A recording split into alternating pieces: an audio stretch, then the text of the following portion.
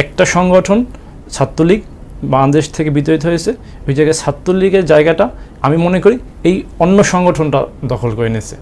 কারণ আপনারা দেখেছেন তারা এই দীর্ঘ 17 বছর শেখ হাসিনার সাথে ছিল, এইটাই তাদের সব থেকে বড় অর্জন। কারণ শেখ হাসিনা, আর আমি মনে করি এই ডাকসুতে ছাত্রলীগ এই মানে ভিতরে এই সংগঠনকে তারা সাপোর্ট দিয়েছে। ইউএফটি ফার্স্টের সাথে ট্রেড করুন যে কোনো জায়গা থেকে, ক্যাম্পাসে ক্লাসের ফাঁকে, ঢাকার জ্যামে বসে কিংবা ঘরে বসে। ট্রেডিং এখন হাতের মুঠোয়, তাই ট্রেড করুন যখন খুশি যেখানে খুশি।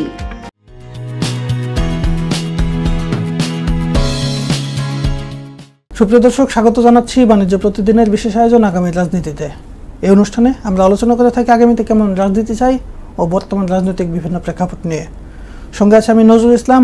আমাদের সঙ্গে আজকে অতিথি হিসেবে স্টুডিওতে রয়েছেন বাংলাদেশ জাতীয়তাবাদী ছাত্রদল কেন্দ্র নির্বাহী কমিটির যুগ্ম সাধারণ সম্পাদক সালেহ মোহাম্মদ আদনান। আমাদেরকে সময় দেওয়ার জন্য আপনাকে অসংখ্য ধন্যবাদ। আপনাদের ধন্যবাদ, বাণিজ্য বৈদিনকে ধন্যবাদ। আমরা আজকে আপনার সঙ্গে একটু কথা বলতে চাই। সম্প্রতি আমরা দেখেছি যে ঢাকা বিশ্ববিদ্যালয় ও জাহাঙ্গীরনগর বিশ্ববিদ্যালয়, দুটি বিশ্ববিদ্যালয়তে ছাত্র সংসদ নির্বাচন হয়েছে। আজকে আলোচনা কেন্দ্রবিন্দু থাকবে। আজকে আপনার কাছে জানতে চাইবো, আপনার কাছে খোলাখুলি আলোচনা করব যে ছাত্রদল এই দুই ছাত্র সংসদ নির্বাচনে কেন ভালো ফলাফল বয়ে আনতে পারলো না।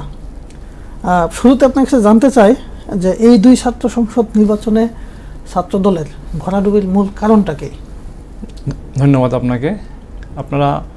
আমরা মনে করি ছাত্রদল পরাজিত হলো নৈতিকভাবে, ছাত্রদল পরাজিত হয়নি গণতান্ত্রিকভাবে, ছাত্রদল পরাজিত হয়নি। কারণ আপনারা দেখেছেন ছাত্রদল দীর্ঘ 17 বছর এই ফ্যাসিস্ট হাসিনার বিরুদ্ধে, রেজিমের বিরুদ্ধে আন্দোলন সংগ্রাম করেছে।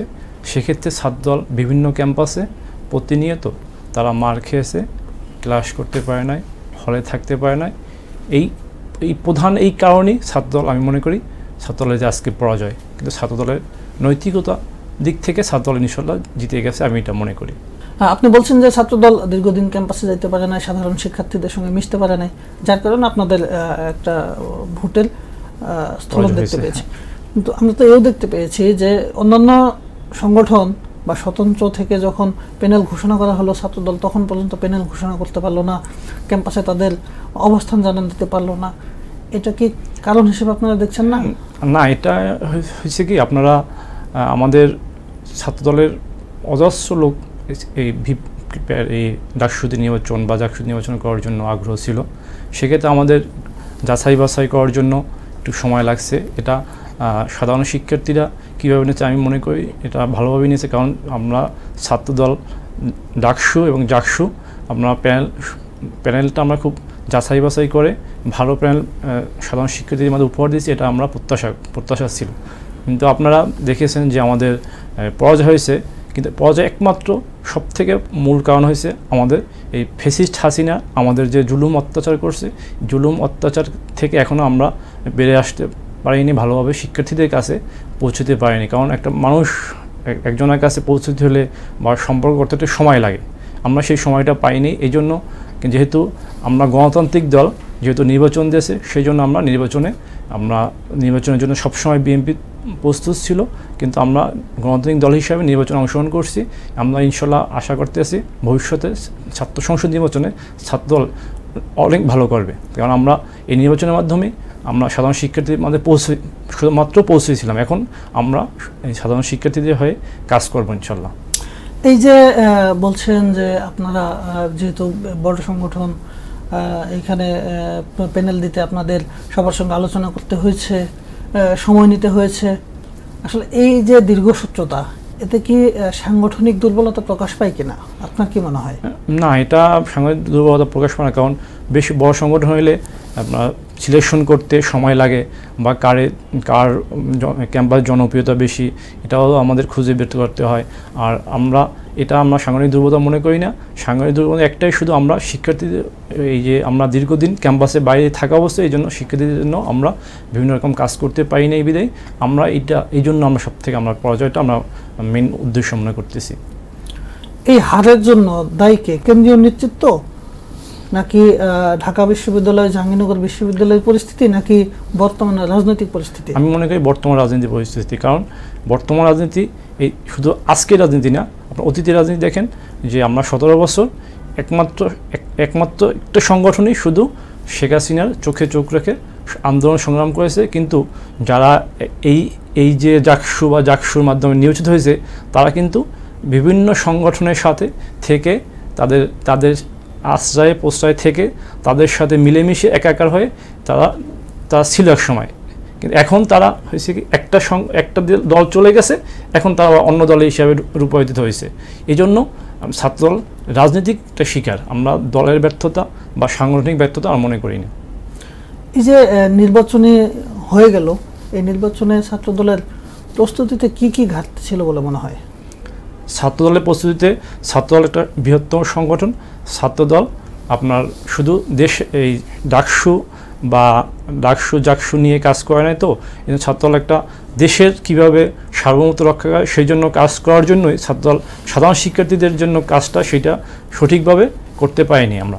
এই জন্য আমরা ভবিষ্যতে আমরা ছাত্রদল এই নির্বাচন থেকে শিক্ষা নিয়েছি ইনশাল্লাহ কীভাবে সাধারণ শিক্ষার্থীদের ম্যান্ডেট নিয়ে ছাত্র প্রতিনিধি হওয়া যায়, সেই কাজ ছাত্রদল ভবিষ্যতে করবে।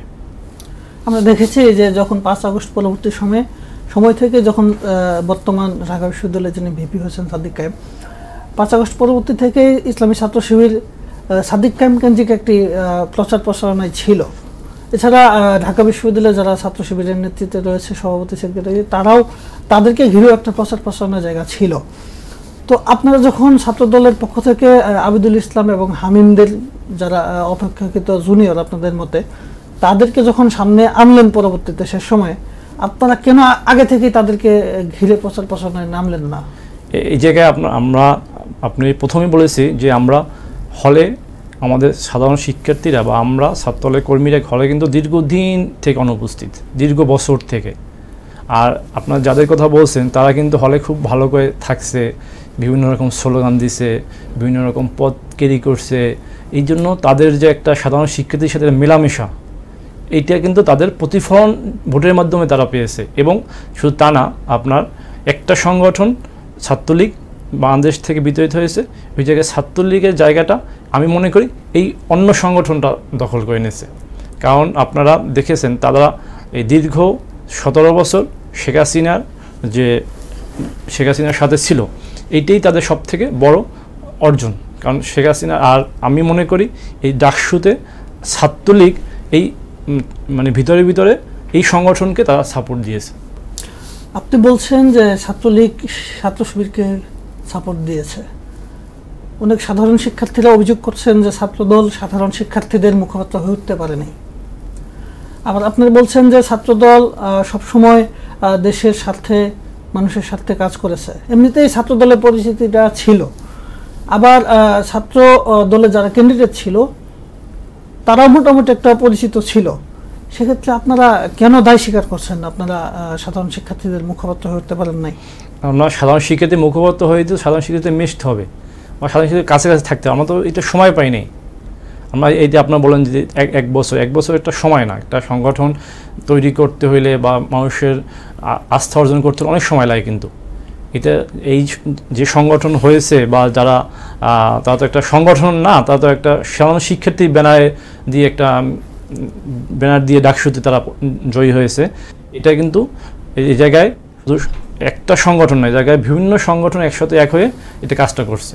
এ জায়গায় ছাত্রলীগ বেশি ভূমিকা রাখছে, কারণ ছাত্রলীগ মনে করে তারা এতদিন তাদের আশ্রয়ে ছিল এই সংগঠনটি, এখন তাদের আশ্রয়ে থাকবে এই সংগঠনটি। কারণ তারা একটা সংগঠন হয়েছে ইন্ডিয়া সংগঠন, আর একটা হয়েছে অন্য কোনো দেশের সংগঠন। তারা চিন্তা করে যে একমাত্র সংগঠনই হয়েছে ছাত্রদল, যারা শুধু দেশের জন্য চিন্তা করে। এই জন্যই তারা বিভিন্নভাবে ছাত্রদলকে পরাজিত করার জন্য তারা এই বিভিন্ন রকম আমাদেরকে প্রোপাগান্ডা তৈরি করে আমাদেরকে পরাজিত করেছে। কারণ আপনারা দেখেছেন, আবিদ প্রার্থী হিসাবে যে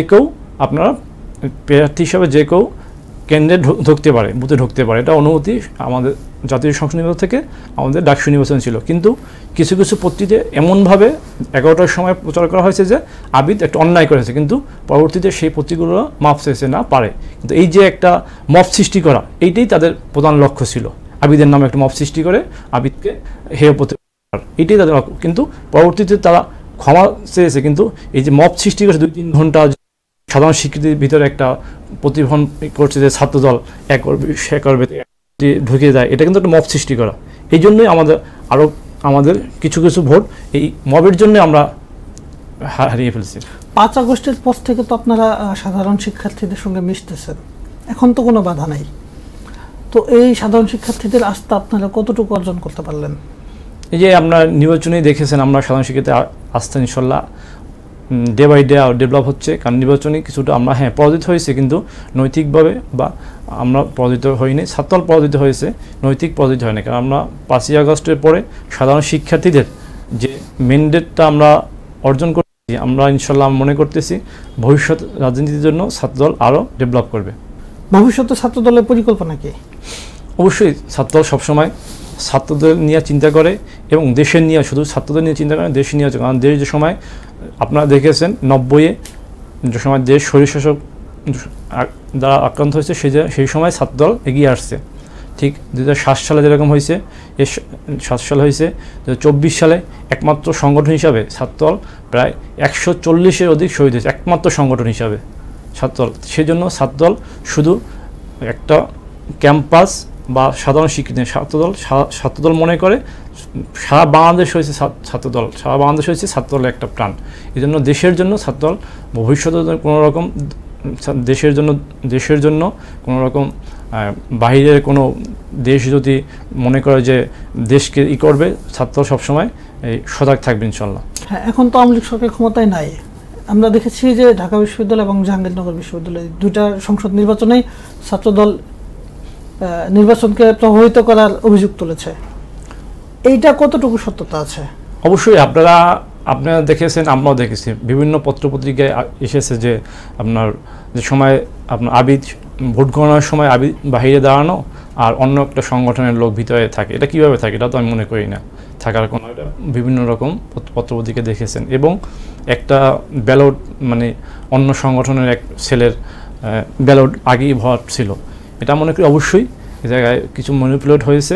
ম্যানিপুলেট শুধু ডাকসুতে না, জাহাঙ্গীরনগর হয়েছে, ম্যানিপুলেট হয়েছে, কারণ তার আপনারা বিভিন্ন রকম আপনার যে নির্বাচন। জাহাঙ্গীরনগর বিশ্ববিদ্যালয়ের কথা বলেন, জাহাঙ্গীরনগর বিশ্ববিদ্যালয়ে যিনি উপাচার্য রয়েছেন তিনি তো বিএনপিপন্থী একজন শিক্ষক, যিনি উপাচার্য তিনি তো বিশ্ববিদ্যালয়ের মূল প্রধান ব্যক্তি থাকেন, তো তিনি থাকা অবস্থায় আপনারা অভিযোগ করছেন যে এখানে তারা ইঞ্জিনিয়ারিং করেছে। হ্যাঁ, আপনার এটা না হইলে আপনার প্রধান নির্বাচন কমিশন কি জন্য পদত্যাগ করে? এটা কিছু হয়েছে বিদায়িত পদত্যাগ করছে, এখানে একজন প্রধান যে সব কিছু করতে পারবে এরকম না। এমনও তো হইতে পারে যে যখন আপনারা দেখতে পাচ্ছেন যে এখানে আপনাদের পরাজয়টা নিশ্চিত হয়ে গেছে, তখন আপনারা বলে দিলেন যে তুমি পরাজয় করে ফেলো, পদত্যাগ করে ফেলো। সেটা তো পরে করছে, ঠিক আছে, তার আগে তো আপনারা বিভিন্ন গণমাধ্যমে বিভিন্ন রকম নিউজ আসছে যে আপনার বিভিন্ন রকম কারচুপি তা করছে মেয়েরা বা অন্য সংগঠনের লোকজন, এটা তো আপনার গণমাধ্যম থেকে আপনারা দেখেছেন, জায়গায় তো আমাদের বলার এরকম কিছুই না, মনে করি নাই। এই যে অন্য সংগঠন কারচুপি করলো আর ছাত্রদল সেখানে বসে বসে দেখলো, তো এই যে আপনারা আবার দাবি করতেছেন আপনারা বৃহৎ ছাত্র সংগঠন, এখন এই জায়গায় আমরা সবসময় চাচ্ছি দেশের জন্য কোনো ক্ষতি না হয়, সেজন্য আমরা কোনো রকম ঝামেলা হোক দেশের, আমরা গণতন্ত্রে বিশ্বাস করি এবং নির্বাচনকে বিশ্বাস করি, এই জন্য আমরা সবসময় নির্বাচনের পক্ষে ছিলাম, অতীতেও ছিলাম, ভবিষ্যতেও থাকবে। কোনো রকম দেশের ঝামেলা না হোক, এই ঝামেলার কারণেই আমরা অত চুপ ছিলাম। আগামীতে যদি বিএনপি ক্ষমতায় আসে, পরবর্তীতে কি এই ছাত্র সংসদ নির্বাচনগুলো অনুষ্ঠিত হবে? হ্যাঁ, আপনারা এখান থেকে একটা শিক্ষা যদি নেন, এখান থেকে এই বর্তমান পরিস্থিতি যদি অবজার্ভ করেন, এখানে তো ছাত্রদলের 2টা যেহেতু বিশ্ববিদ্যালয়ের নির্বাচন হয়েছে, 2 জায়গাতেই ছাত্রদল ভালো ফলাফল করতে পারে নাই, তো আপনারা ভবিষ্যতে যদি ক্ষমতায় আসে বিএনপি, সেক্ষেত্রে কি করবে? অবশ্যই ছাত্র সংসদ হবে বাংলাদেশে, সবসময় আমরা আশা করব বাংলাদেশের ভবিষ্যতে, অতীতে যেরকম ছাত্র সংসদ অনেক সময় হয়েছে, অনেক সময় হয়নি বিভিন্ন কারণে, কিন্তু বাংলাদেশের মানুষের এবং ছাত্রছাত্রীদের চাওয়া সবসময় ছাত্র সংসদ হবে। বিএনপি ক্ষমতা আসলে বিএনপি এটা অব্যাহত রাখবে, এটা আমার বিশ্বাস, দৃঢ় বিশ্বাস। এবং আমি মনে করি ছাত্ররাই আগামী বাংলাদেশ নেতৃত্ব দেবে এবং সাধারণ শিক্ষার্থীরা এবং বিভিন্ন ছাত্র সংসদ থেকে যারা বেরিয়ে আসবে তারাই বাংলাদেশকে নেতৃত্ব দেবে। কারণ বাংলাদেশ এখন আর পিছিয়ে পড়ার দেশ না, কারণ বাংলাদেশ দীর্ঘ 17 বছর বাংলাদেশ অনেক পিছিয়ে পড়েছে। এই জন্য কারণ শিক্ষিত লোক না আসলে বাংলাদেশে আর ডেভেলপ করা সম্ভব না। এই জন্য ছাত্র সংসদ থেকে যারা আসবে তারাই বাংলাদেশ নেতৃত্ব দেবে আমি মনে করি। যদি পরিবেশ এরকম হয় যে ছাত্র সংসদ নির্বাচনগুলোতে ছাত্র দলের বিপক্ষে চলে যাবে, সেক্ষেত্রে কি করবে? হ্যাঁ, আমি মনে করি বিপক্ষে যাওয়ার কোনো সুযোগ নেই, কারণ ছাত্রদল গুণগত রাজনীতিক। আপনারা দেখেছেন যে অতীতের যে রাজনীতি ছাত্রদল এটা কিন্তু 1 বছর করে নাই। বিভিন্ন রকম গেস্ট রুম বা ক্যাম্পাসে শোডাউন বা মিছিল, মানে সাপ্তাহিক যেটা মিছিল, এগুলো বা মধুর ক্যান্টিনে যে একটা জটলা, এগুলো ছাত্রদল করে না। কারণ আমরা ছাত্রদল, আমাদের সভাপতি সাধারণ সম্পাদক বলেছেন ছাত্রদল গুণগত সাধারণ শিক্ষার্থীদের যেটা চাওয়া ওইটাই ছাত্রদল করবে এবং করতেছে। আমাদেরকে সময় দেওয়ার জন্য আপনাকে অসংখ্য ধন্যবাদ। আপনাদেরকে ধন্যবাদ, বাণিজ্য প্রতিদিনকে ধন্যবাদ। দর্শক, বাণিজ্য প্রতিদিনের বিশেষ আয়োজনে এতক্ষণ আমাদের সঙ্গে থাকার জন্য আপনাদের সকলকে অসংখ্য ধন্যবাদ। আগামীতে আবার আপনাদের সঙ্গে দেখা হবে অন্য কোনো অতিথির সঙ্গে। সে পর্যন্ত সুস্থ থাকুন, ভালো থাকুন, আল্লাহ হাফেজ।